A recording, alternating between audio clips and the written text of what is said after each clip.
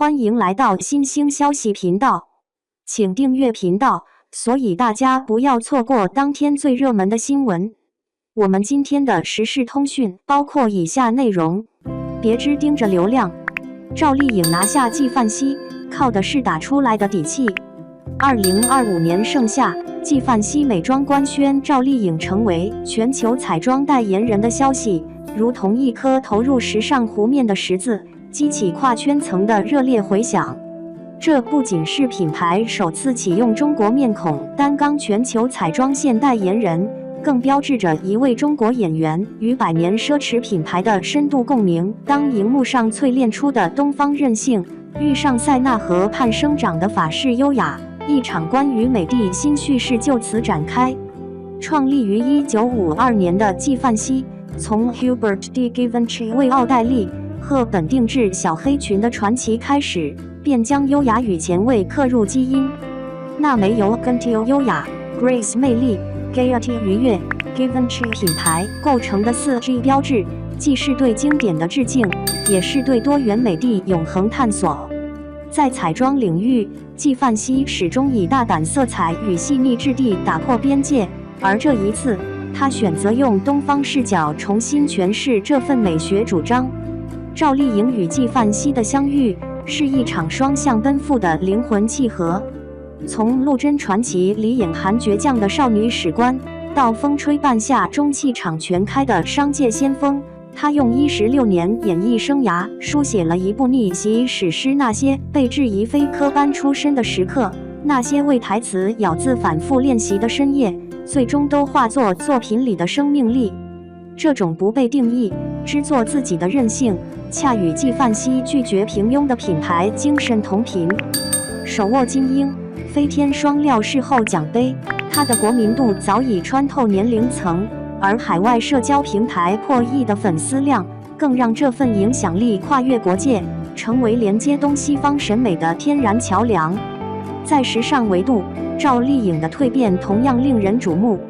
从早期被贴上土气标签，到如今一年解锁54套高定礼服，成为 Elisa 秀场的东方面孔。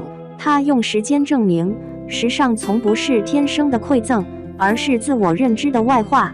当她身着 Armani Prada 金色亮片裙亮相翠贝卡电影节，红唇与亮片碰撞出的锋芒，让纪梵希彩妆团队看到了她身上可柔可刚的多面性。正如品牌旗下既有着温柔奶茶色，也藏着不羁正红色。而早在2018年，她婚讯照片中那抹纪梵希焦糖奶茶色唇妆引发的全网模仿，或许早已埋下这场合作的伏笔。官宣当日，微博话题阅读量突破8亿，品牌官网同款口红搜索量暴涨500%。但数字背后更值得关注的是文化意义。一位中国女演员不再是奢侈品的符号化代言人，而是以真实经历与品牌精神对话。正如纪梵希创意总监所言，她的故事里有我们珍视的勇气，她的笑容里有超越地域的感染力。这场合作的深意远不止于商业共赢。当赵丽颖用中文念出纪梵希的发音，当法式彩妆在她脸上晕染出东方韵味，我们看到的是两种美学体系的温柔碰撞。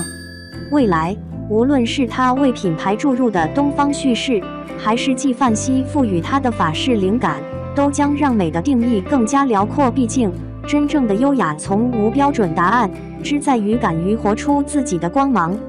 2. 纪梵希彩妆与纪梵希无支线，金鹰奖与金鹰节真假奖项大解密。3亿，记住这个数字，别问为什么。赵丽颖刚官宣纪梵希彩妆全球代言人，微博热搜直接炸锅，数据比高考放榜都刺激，评论区气氛跟菜市场一样热闹。左边是姨母粉疯狂打榜，右边是杠精抬杠。一场彩妆是不是纪梵希亲儿子的世纪大辩论，愣是给吃瓜群众送来了新年第一场混战。我其实一开始也挺懵，纪梵希和纪梵希彩妆这俩到底啥关系？说实话，小时候觉得挂着同样 logo，肯定一家亲。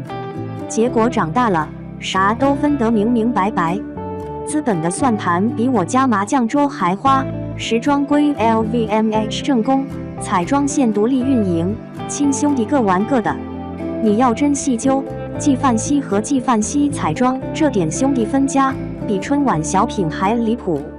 有意思的是，粉圈和路人这回倒像是两波在马路对面喊话的广场舞大妈。粉丝们刷数据、立人设、找资料，恨不得把赵丽颖代言证书贴墙头。另一边，老网友翻出品牌族谱，琢磨着全球代言人这4个字到底是时装还是彩妆署名。感觉这场面活脱脱一出现实版真假美猴王，谁都不服谁。评论区的热闹劲儿倒让我想起金鹰奖和金鹰节的那档事儿。明明奖和节各自有各自的活法，愣是被媒体搅成一锅粥。水晶杯事后成了网络谜案，网友比专家还能扒，什么含金量，什么主线副线，全都成了舆论风向标。这年头，谁还敢随便认个奖？分分钟被质疑是不是自家办的联欢会。其实，这种主副线分不清的迷局，娱乐圈、体育圈全都翻过车。耐克签了 C 罗终身合约，球迷刷爆微博，没2天又冒出无数耐克小号，每次联名都得先研究是不是正宗。品牌玩的就是你永远猜不到我的套路，消费者被绕进迷宫，谁还敢说自己吃瓜吃得明白？CEO 关键词在这场信息漩涡里变成了谁能抢到流量谁就是王。赵丽颖这次代言，粉丝们像开会一样轮班刷热搜，生怕掉队。有人翻出纪梵希历年代言合同，连条款都要8个底朝天。就这阵仗，追星已经进化成了品牌经济学研究。别以为大家只是凑热闹，信息密度高的能当论文看。娱乐圈的主副线早就成了全民智力测试，谁能分清楚，谁就是年度优秀吃瓜手。说到品牌和流量的关系，别的行业也没能幸免。体育明星和运动品牌的合作，翻车的次数不比娱乐圈少。某运动员签了全球唯一，没2天海外市场又冒出同款合约，球迷气的在评论区开辩论赛，谁都想证明自己才是懂行的那个。其实品牌只在乎 C 位，谁红谁带货，合同怎么写都能圆回来。CEO 关键词、品牌联名、流量密码能抢到的都是赢家。我其实挺佩服粉丝的战斗力，一边刷着全球代言人，一边随时准备应对不是同一家公司的冷箭。网络世界的滤镜太强，普通商业合作都能吵成世纪大战。品牌和明星本来就是场利益交换，谁也别太当真。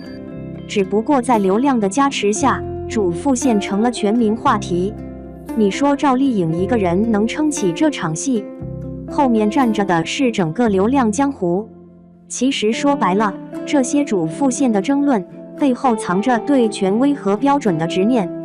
毕竟信息碎片化，谁都想找个靠谱的正宗当吃瓜指南。金鹰奖也好，纪梵希也罢，都是舆论场上的流量密码。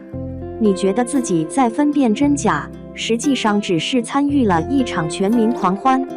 想起前阵子另一个流量大瓜某顶流明星和某国货品牌联名，明明官宣独家，结果海外市场冷不防蹦出个同款。品牌方照样淡定，左手流量，右手销量，谁红谁就是主角。娱乐、体育、时尚，归根结底都是赛道里的流量游戏。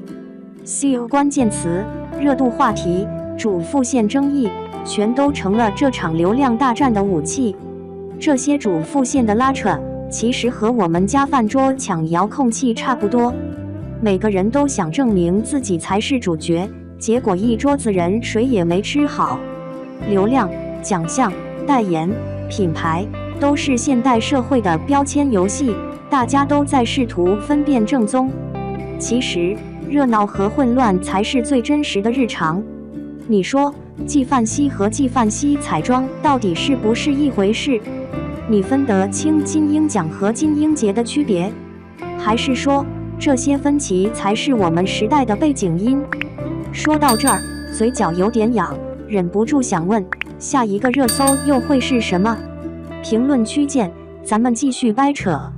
谁知道明天又有哪个正团要跟副线掐架？火锅都备好了，就等你来下筷子。